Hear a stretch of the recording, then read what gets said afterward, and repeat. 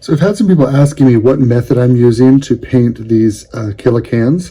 So I thought I would record the final two in the squad. So I start by priming them with lead belcher, but honestly, just any old gray will do. And then I cover them in rattling grime. Now this is gonna darken up the model a ton, but that's okay, because then what you're going to do is you're going to dry brush it with Necron compound. Now, after you do those two things, then you end up right here, which is kind of our base.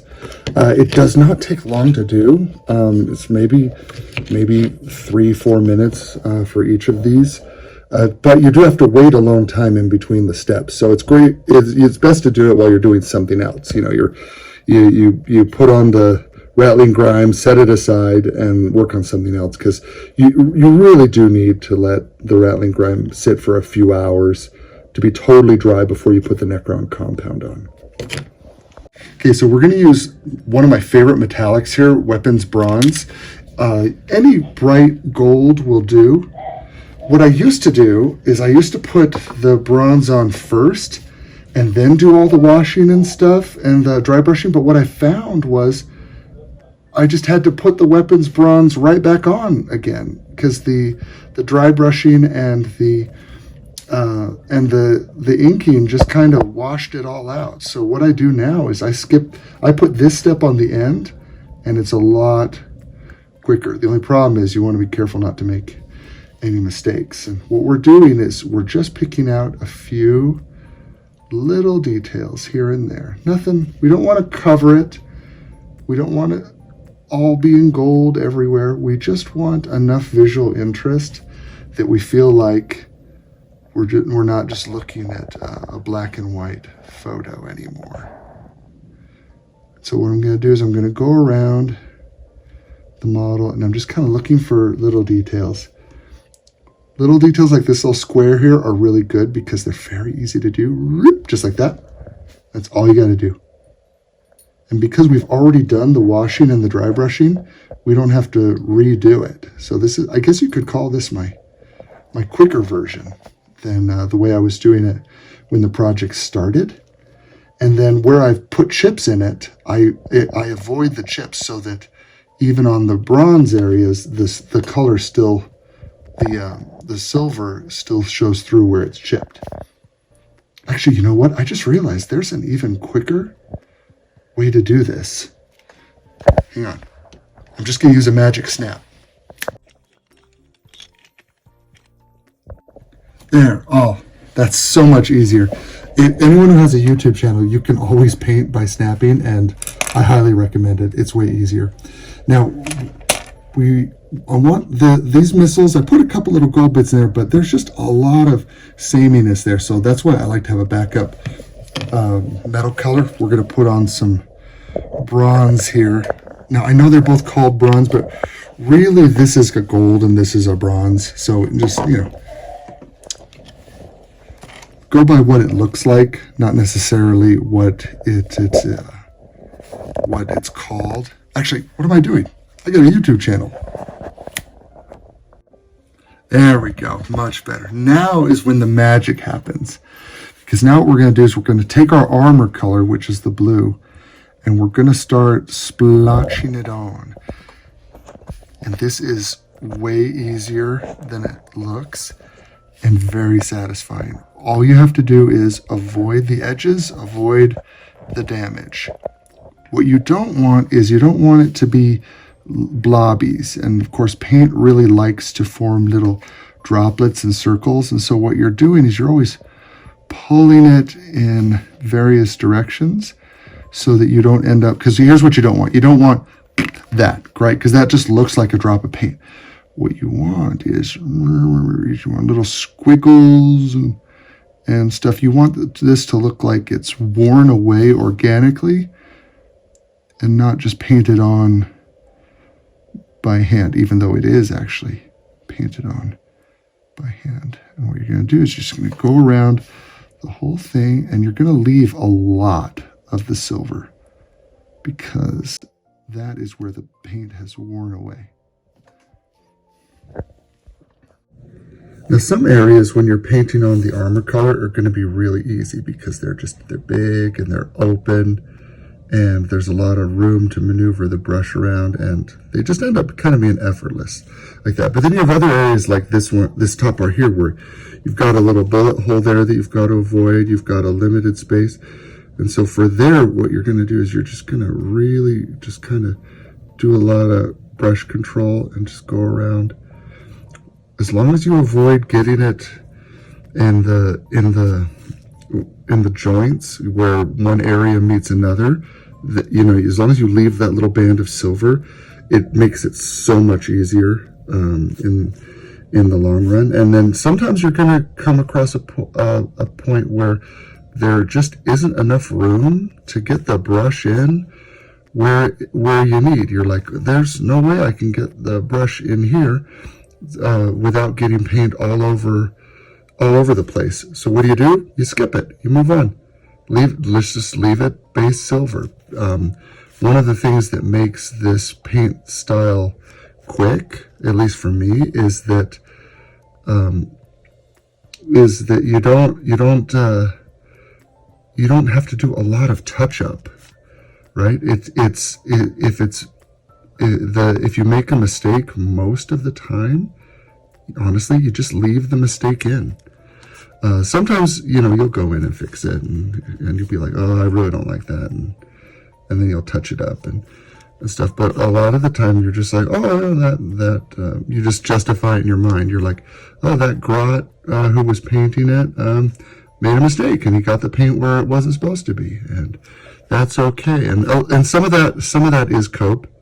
Honestly, some of it is just, I don't feel like fixing it. I spent it on other armies, like my Sisters of Battle. I spent so much time fixing up every little teeny tiny mistake so that everything is perfect, and it takes so much longer to paint than the orcs, because with the orcs, I just leave the mistakes in. I just let them. I let them marinate. So what to avoid? You want to avoid the bullet holes, the chips that you've made, and you want to avoid, where possible, the bolts. Like there's a little bolt right there. The reason you want to avoid the bolts is because bolts look best when they're shaded. And since you've already inked and dry brushed the armor, the bolts are already shaded and right now. However, if you get the blue on them, then you're going to have to go back in and shade them again. And that's not that hard. You just put a little ink in there. But you think about the number of bolts that are on your average model, like this one here, we've probably got 80, 90. If I was to go around and count them all, I'm not going to, but it'd be somewhere in there. So if you have to go and touch up every single one, it adds up, and it increases the amount of time that you're going to be spending. One thing I'll sometimes do here at the end is I'll take some Stormhost silver, which is just the brightest, shiniest silver ever, and I'll just go in and just see if I can get that focused. Just give a little highlight on certain things that I want to draw a little bit of attention to, like the edges of the buzzsaw blades here, like that. Maybe the very tips of these laser antenna things. Maybe like a little tip of that missile there. You don't want to do it too much, because sometimes you'll just start putting it everywhere and on everything, and then you just kind of end up adding a lot of time. But just a few little bits here and there and you want to kind of be thinking about where would the light come down, So you say, well, the light would kind of hit it right there. So you can put just a little bit right there. I also will use this to touch up some mistakes I made, like if I accidentally covered up the the edge, like instead of leaving it silver, I actually covered it with blue. I'll then go through with the silver here and fix that. Like you can actually see on the toes there, you can see there, like I had to, that one there. I had to redo that line because I accidentally just covered the whole thing with blue. So I used the storm. So you can use the Stormhost silver to get that silver edge back if you want to. Let's see, okay. My kids are at school right now, so I don't have a camera person. So I'm also being a camera person. And then you can see I already did it there on the edge of this, just because that's you know, I just realized I'm going to get the front of the nose here. Yeah, there's a line there. And then I did the little eye as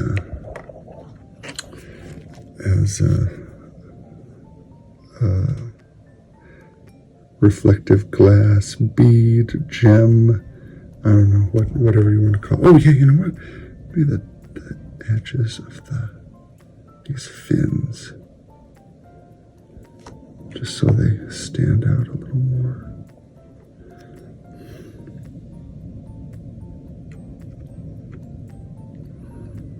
If you want, you can just spend hours doing this, just adding little highlights and touches and stuff, but at the end of the day, at a certain point, you just have to sit back and go, okay, I'm done.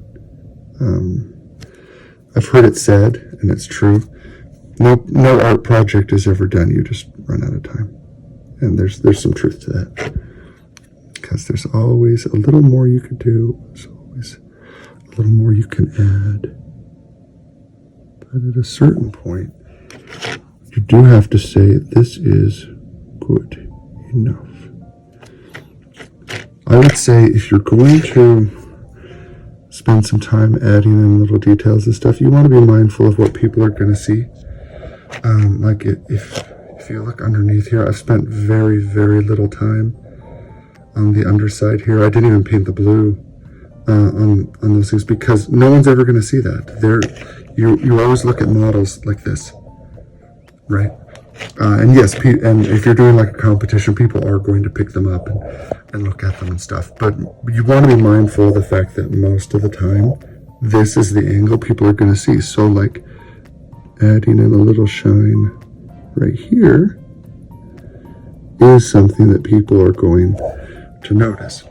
But spending a lot of time on the undercarriage is not. So you want to be mindful of that. Use your time. So no matter how much you paint, and no matter, I'm going to add a little.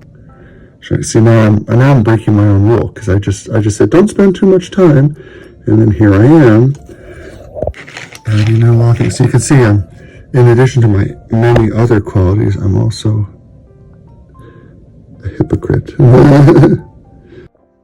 Basing. Oh, that is so satisfying. All right, now we have here the finished Killa Kan, our little AT-AT walker. Took about, I think, 3 hours total. And, not including like the downtime when, you wash it and go do something else. I think this is one of my favorite ways of painting models. I think it works really well, especially when you need to paint like a whole 2,000 point army. Part of the reason why it works so well is because you're really only painting certain areas once. So like, for example, here on this little armor panel here, it was washed and dry brushed, and then the two little gold things were painted and the two dots, and that's it. Like this leg here, all of this back part here, there was a little gold detail I put in there, but a lot of that is just the dry brushing and inking, and then like the armor plates were painted once.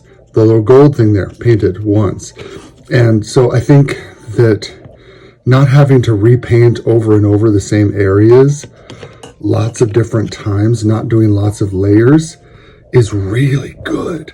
Because, the painting for an army is very different than painting a single model for a competition. You can't spend 8 months painting one model when you've got a whole army to paint.